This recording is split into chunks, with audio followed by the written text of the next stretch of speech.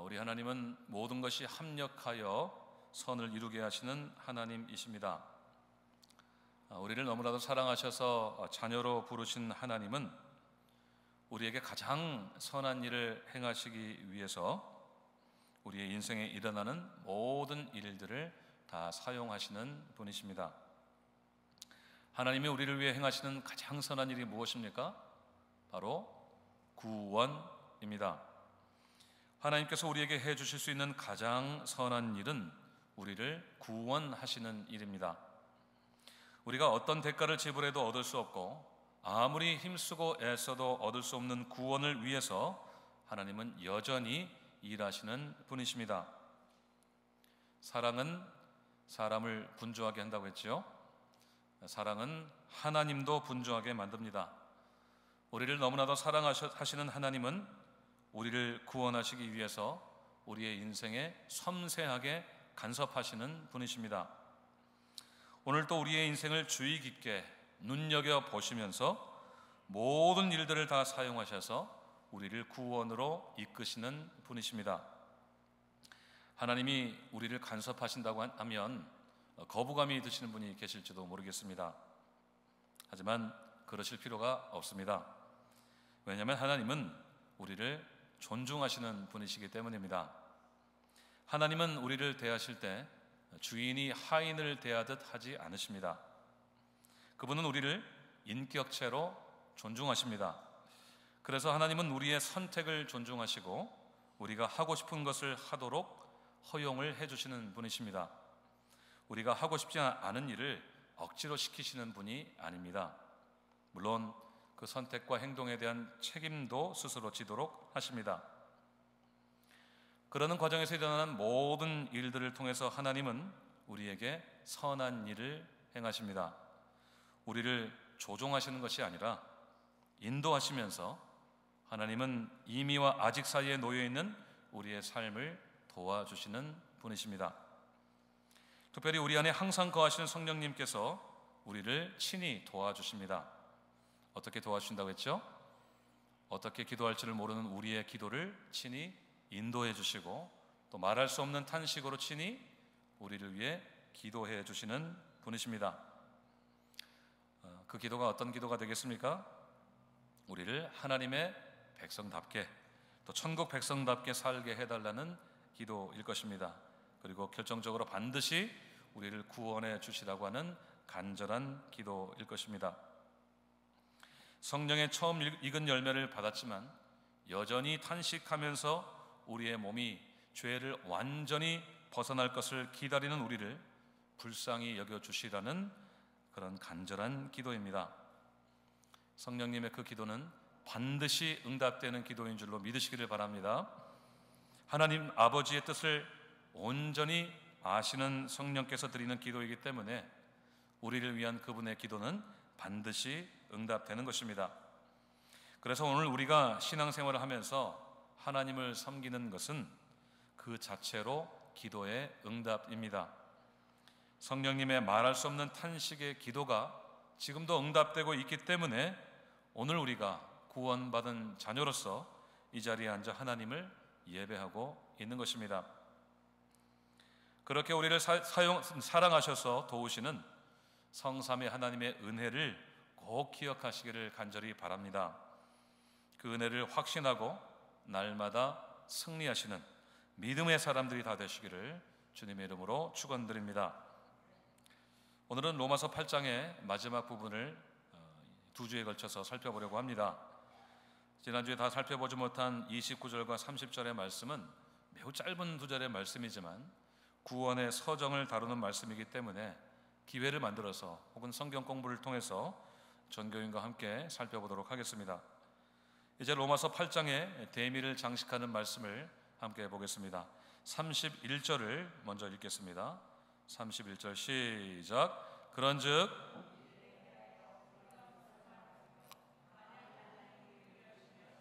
누가 우리를 대적하리요. 아멘. 바울은 우리를 위해서 선한 일을 하고야 마시는 하나님께 대한 확신을 노래하면서 총 5가지의 질문을 던집니다. 이 질문들은 바울이 무언가를 잘 몰라서 누군가에게 물어본다거나 혹은 확신이 없어서 던지는 질문이 아니라 그것 외에는 다른 어떤 논리나 의견도 존재할 수 없다는 강력한 확신을 보여주기 위한 표현들입니다. 그러니까 이것이 아니고 무엇이겠습니까? 라고 하는 식의 질문들입니다. 31절에서 첫 번째 질문은 이것입니다. 누가 우리를 대적하리요?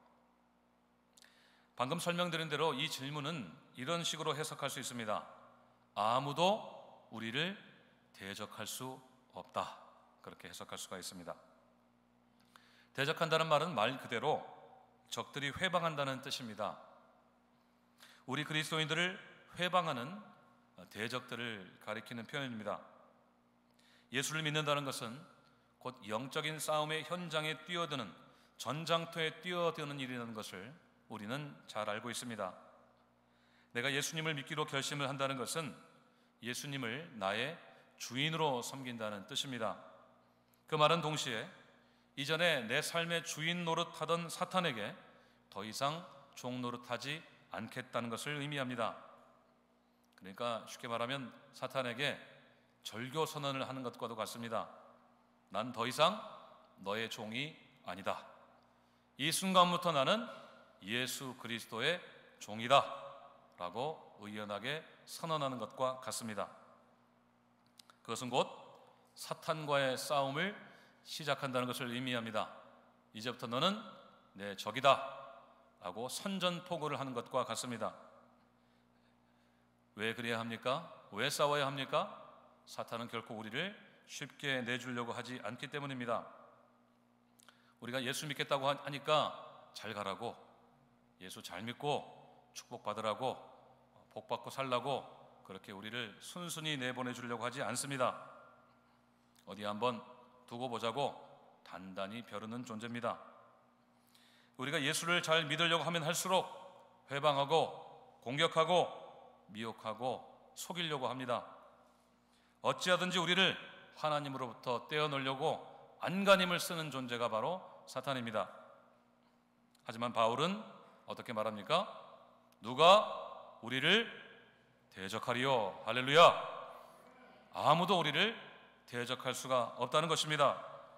제 아무리 사탄이 우리를 회방하고 실족하게 만들려고 해도 아무런 소용이 없다는 뜻입니다. 그 이유가 무엇입니까? 31절을 다시 보십시오. 하나님이 우리를 위하시기 때문입니다. 아멘. 다시 말하자면 하나님이 우리의 편이 되어주시기 때문입니다. 하나님이 우리 편이 되어주신다면 그 싸움은 이미 끝난 것이 아닙니까?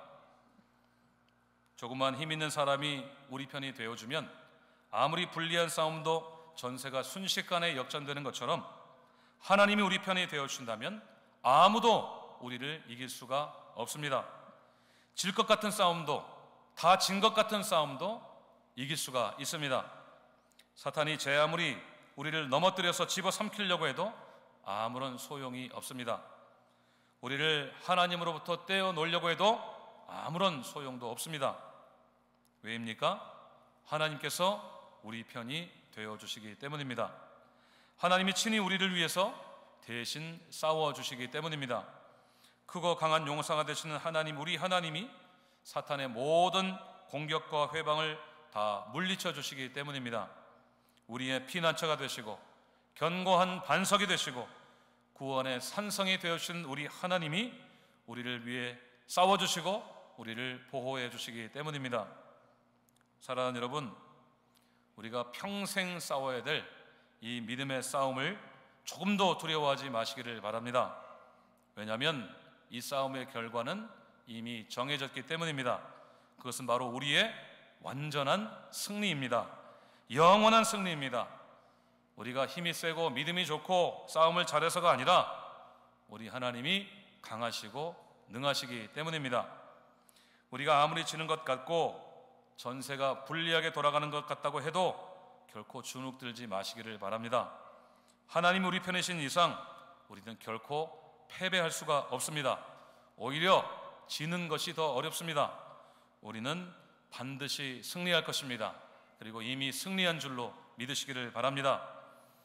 내가 약하다고 생각될 때, 나의 믿음이 적다고 생각될 때 꼭 기억하시기를 바랍니다. 누가 우리를 대적하리요? 하나님이 나의 편이 되신다는 것, 내가 늘 진다고 생각될 때도 여전히 하나님은 나의 편에 서 계시다는 것을 꼭 기억하시기를 바랍니다. 그 확신으로 승리하는 믿음의 사람들이 다 되시기를 바랍니다. 두 번째 질문은 32절입니다. 32절을 같이 읽겠습니다. 시작.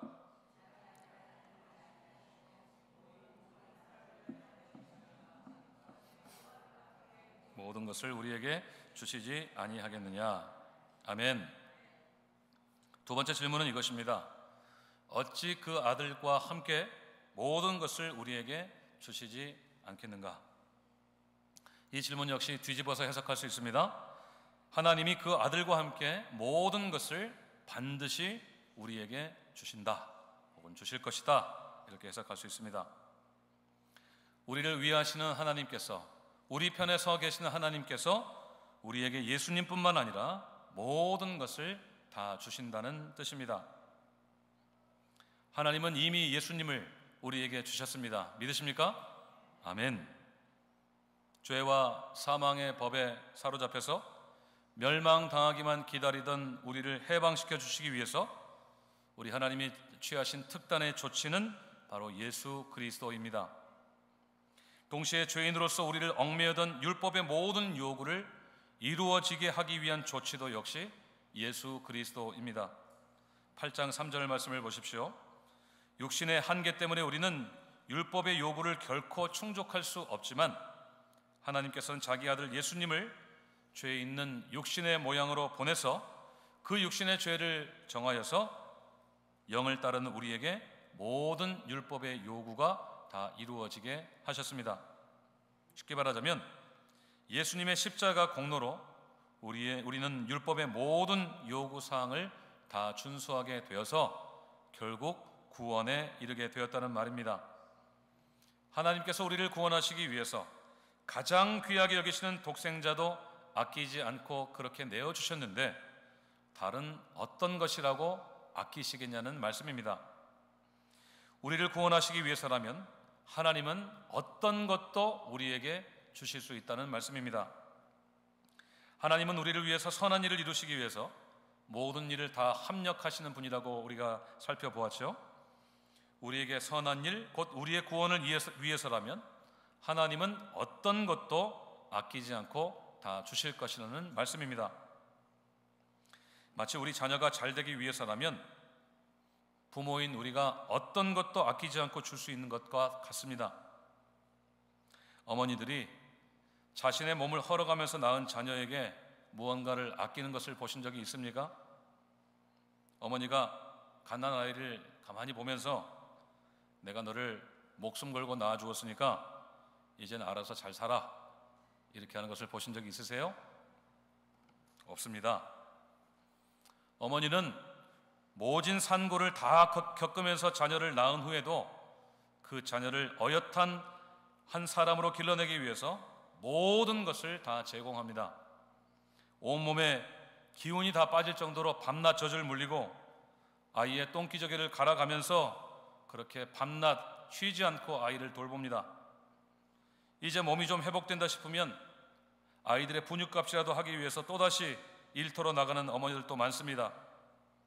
그렇게 피곤하게 일을 하면서도 방글방글 웃으면서 건강하게 자라는 아기의 모습만 생각하면 힘이 저절로 납니다.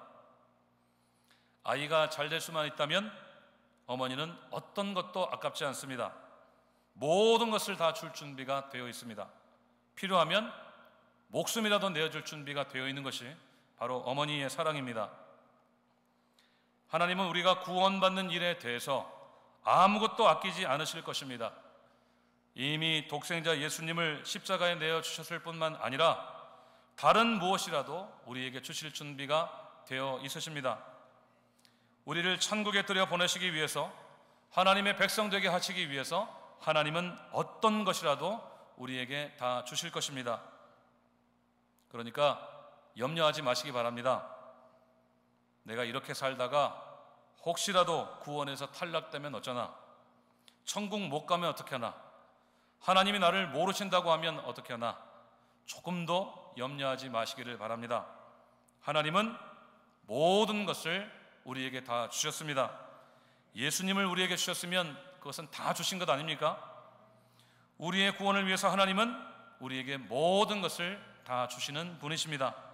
그러니까 어떤 경우에도 확신하시기를 바랍니다. 우리를 위해서 선한 일을 행하시는 하나님이 우리의 구원에 필요한 모든 것을 다 공급하신다. 그것을 굳게 믿고 확신하고 승리하시기를 간절히 바랍니다. 세 번째 질문을 보겠습니다. 33절을 함께 읽겠습니다. 시작. 누가 능히 하나님께서 택하신 자를 고발하리요? 의롭다 하신 이는 하나님이시니. 아멘. 이 세 번째 질문과 네 번째 질문은 법정적인 용어를 사용하고 있습니다. 이 고발이라는 말이 나오고 있는데, 이 고발이라는 것은 누군가 나에게 잘못했다고, 나쁜 짓을 했다고 판사에게 호소하는 것이죠. 상대방이 인정을 하지 않으니 나의 호소를 좀 듣고 정의로운 판결을 내려달라고 하는 법적인 요청입니다. 그 세 번째 질문이 무엇입니까? 누가 능히 하나님께서 택하신 자를 고발하겠는가? 이것이 질문입니다. 어떻게 해석할 수 있습니까? 아무도 하나님이 택하신 사람을 고발할 수 없다입니다. 하나님의 자녀를 고발하는 자가 누구입니까? 누가 하나님의 자녀를 고발해요? 사탄입니다. 사탄은 한마디로 말하면 고발꾼입니다. 고발이 그의 일상이고 그의 주 생계 수단입니다. 계시록 12장 10절을 보시면 이런 말씀이 적혀 있습니다. 우리 형제들을 참소하던 자, 곧 우리 하나님 앞에서 밤낮 참소하던 자가 쫓겨나고 그랬습니다. 이 참소한다는 말이 바로 고발한다는 뜻입니다. 영어 성경에 보면 accuser라고 되어 있습니다. 날마다 고발을 한다는 것입니다. 바로 사탄이 그런 자라고 하는 뜻입니다. 사탄이 무엇을 가지고 우리를 고소할까요? 우리의 죄를 들춰내면서 고소를 합니다. 우리의 죄악된 행위들을 낱낱이 들춰내면서 하나님께 탄원을 합니다. 하나님, 자세히 보십시오. 이 사람이 이렇게 심각한 죄인입니다. 얼마나 나쁜 짓을 많이 하는지 모릅니다. 조금만 자기 마음에 안 들면 미워하고 험담하는 것이 일상입니다. 게다가 얼마나 거짓말을 잘하는지 모릅니다. 입만 열면 거짓말입니다. 그러면서도 남들 앞에서는 얼마나 거룩한 척하는지 모릅니다. 자기 빼고는 다 속된 사람이라고 생각합니다. 이 사람 교만한 것 좀 보세요. 세상에 자기가 제일 잘난 줄 압니다. 이러고도 이 사람이 하나님의 자녀입니까? 이런 사람도 천국에서 받아줍니까? 이런 사람도 의롭다고 하시겠습니까? 이런 식으로 고소를 하는 겁니다. 그런데 바울이 오늘 뭐라고 합니까? 누가 능히 하나님께서 택하신 자를 고발하리요? 아무도 고발할 수 없다는 것입니다. 그 이유가 무엇입니까? 33절을 다시 보십시오. 의롭다 하시는 이는 하나님이시니. 할렐루야. 하나님께서 의롭다고 하시기 때문입니다. 천상법정의 재판장이신 하나님께서 이미 의롭다고 땅땅 선언하신 하나님의 자녀들을 그 누구도 고발할 수가 없다는 것입니다. 사탄이 우리를 적나라하게 고발하는 고발장을 넣고 또 넣는 대상인 하나님이 이렇게 우리에게 말씀하시는 것입니다. Case dismissed. 기각, 무죄, 이렇게 판결을 하시는 것입니다. 하나님이 이미 우리를 의롭다고 선언했기 때문에 아무도 우리를 고발할 수가 없다는 것입니다. 우리 하나님께 선택받은 사람들은 하나님 나라에서, 하나님 나라 법정에서 이미 보호를 받고 있는 사람들입니다. 아무도 우리를 고발할 수 없도록 우리는 하나님이 이미 최종적인 판결을 내려놓으셨기 때문에 모든 악한 세력으로부터 접근 금지 명령을 다 해놓으신 상태입니다. 사랑하는 여러분, 이미 우리가 의롭다는 것을 꼭 마음으로 확신하시기를 바랍니다. 제 아무리 사탄이 우리의 죄를 다 들추어내면서 우리를 고발해도 하나님의 판결은 동일합니다. Case dismissed. 그러니까 언제나 구원을 꼭 확신하시기를 바랍니다. 물론 우리의 죄들은 항상 회개의 무릎으로 나아가서 하나님께 용서를 구해야 됩니다. 같은 죄를 반복하지 않도록 하나님의 자녀답지 않은 모습을 이길 힘을 주시라고, 또 성령을 따라 행하는 사람이 되게 해달라고, 육을 따라 사는 사람 되지 않게 해달라고 그렇게 간절한 마음으로 회개하며 기도해야 됩니다. 죄에 대해서는 단호하게 끊어낼 수 있게 해달라고 간절히 하나님께 기도하고 또 그렇게 몸부림하면서 살아가야 합니다. 하지만 우리가 범죄할 때 이 죄책감을 타고 들어오는 사탄의 고발을 조금 더 두려워하지 마시기를 바랍니다. 아예 허용 자체를 하지 마세요. 아무도 우리를 하나님께 고발할 수가 없습니다. 이미 기각된 고발장을 가지고 날마다 우리에게 들이대는 사탄에게 이렇게 말해 주십시오. Case dismissed. 누가 고발하리요? 그런 믿음으로 승리하시기를 주님의 이름으로 축원드립니다. 네 번째 질문도 같은 맥락입니다. 34절 말씀을 다 함께 읽겠습니다. 시작. 누가 정죄하리요? 죽으실 뿐 아니라 다시 살아나시는 이는 그리스도 예수시니 그는 하나님 우편에 계신 자요 우리를 위하여 간구하시는 자신이라. 아멘. 이미 좀 전에 살펴보신 33절에서 바울은 아무도 우리를 고발할 수 없다고 했습니다. 재판장이신 하나님이 우리를 이미 의롭다고 선언해 주셨기 때문에 그렇습니다. 그래서 바울은 또 한 번 질문을 던집니다. 누가 정죄하리요? 아무도 우리를 정죄할 수 없다입니다. 그 누구도 우리를 향해서 죄인이라고 낙인 찍을 수가 없다는 것입니다. 바울은 그 이유를 무엇이라고 설명합니까? 죽으실 뿐 아니라 다시 살아나신 이가 예수 그리스도라고 했습니다. 34절 다시 한번 보겠습니다. 시작. 누가 정죄하리요? 죽으실 뿐 아니라 다시 살아나신 이는 그리스도 예수시니 그는 하나님 우편에 계신 자요 우리를 위하여 간구하시는 자신이라. 아멘. 예수님이 죽으실 뿐만 아니라 다시 살아나셨기 때문에 그런다는 것입니다. 예수님의 십자가의 죽음과 부활이 바로 그 이유라는 뜻입니다. 아무도 우리를 정죄할 수 없는 것은 우리를 위해 십자가에 죽으시고 장사한 지 사흘 만에 부활하신 예수님 때문에 그렇다는 것입니다. 이미 앞서 살펴보신 4장 25절을 보십시오. 4장 25절 시작.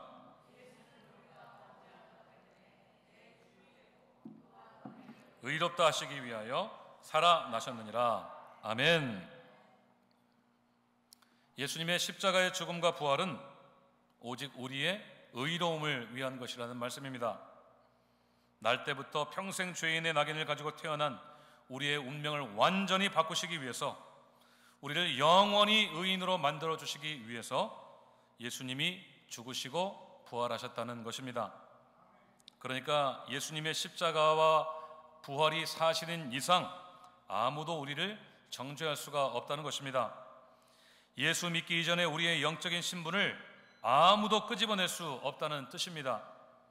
예수님이 우리의 죄를 대신해서 십자가에서 우리 대신 사망의 형벌을 받으셨고, 부활로 그 죽음이 우리를 위한 완전한 신적인 죽음이었다는 것을 증명하셨기 때문에 우리는 더 이상 죄인이 아니라는 것입니다. 뿐만 아닙니다. 예수님이 지금 하시는 일을 보십시오. 34절 하반절에서 예수님은 하나님 우편에 앉아 계시고 우리를 위해서 친히 간구하신다고 했습니다. 하나님의 우편은 권세의 자리입니다. 온 세상을 다스리고 심판하시는 권세가 예수님께 있다는 말씀입니다. 이미 하나님께서는 예수님에게 세상 어떤 권세보다 높은 권세를 주셨습니다. 빌립보서 2장 9절과 10절 말씀을 보시면 하나님께서는 사람의 모양으로 자신을 낮추신 예수님을 지극히 높여서 모든 이름 위에 뛰어난 이름을 주셨고, 하늘과 땅 아래에 있는 모든 자들의 무릎을 예수님의 이름 앞에 꿇게 하셨습니다. 온 세상의 통치자로서 다스리시고 심판하시는 가장 높은 권세를 주신 것입니다. 그 예수님이 지금 어떤 일을 하신다는 것입니까? 우리를 위해서 친히 간구하신다는 것입니다. 그 큰 권세로 우리를 심판하시는 것이 아니라 우리를 의롭다고 판결하시고 지금도 우리를 위해서 기도하신다고 하는 것입니다. 이 기도는 중보의 기도입니다. 조금 다른 말로 하면 중재의 기도입니다. 하나님과 우리 사이에서 중재의 역할을 하는 기도인 것입니다. 죄인인 우리가 하나님께 심판을 받지 않도록 드리는 간절한 기도입니다. 우리가 예수님 자신의 피로 의롭게 되었다는 것을 지속적으로 말씀드리고 또 말씀드리는 그런 기도를 드린다는 것입니다. 예수님의 그 중보의 기도는 이미 가상 7원의 말씀을 보면서 우리가 이미 살펴보았습니다. 아버지여 저들의 죄를 용서하옵소서. 저들이 하는 것을 알지 못하나이다. 끊임없이 우리를 정죄하는 사탄의 고발에 대해서 예수님은 우리가 더 이상 죄인이 아니라는 것을 하나님께 말씀드리고 계시는 것입니다. 그 중보의 기도는 예수님이 자신의 몸을 찢고 모든 물과 피를 다 흘리시면서까지 드렸던 기도입니다. 그러니까 예수님의 생명을 건 기도가 곧 우리를 위한 중보의 기도였던 것입니다. 대제사장이신 예수님은 구약의 제사장들이 했던 것처럼 하나님과 우리 사이에 서셔서 화목시키는 일을 하고 계시는 분인 것입니다. 그러니까 안심하셔도 됩니다. 예수님이 우리를 위해 간절히 중보로 기도하고 계시기 때문입니다. 우리를 위해 기도하시는 분이 한 분 더 늘었습니다. 우리의 연약함을 도우시는 성령께서 우리를 위해 기도하시고 탄식으로 기도하시고 이제는 하나님 보좌 우편에 앉아 계신 예수님께서 우리를 위해서 친히 중보의 기도를 하고 계십니다.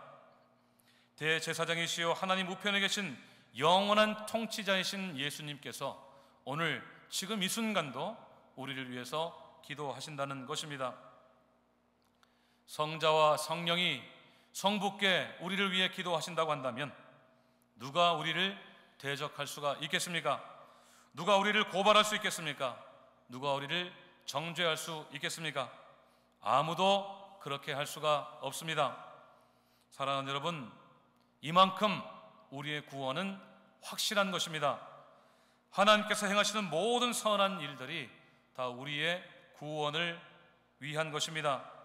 하나님이 시작하셨고 하나님이 완성하셨고 지금도 우리를 위해서 성부, 성자, 성령, 성삼위 하나님이 일하고 계시기 때문에 우리의 구원은 무엇보다도 더 확실한 것임을 믿으시기를 바랍니다.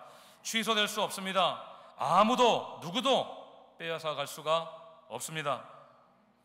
어떤 경우에도 흔들리지 마시고 자신 없어 하지 마시기 바랍니다. 당당히 선포하세요. 나는 구원받은 하나님의 자녀입니다.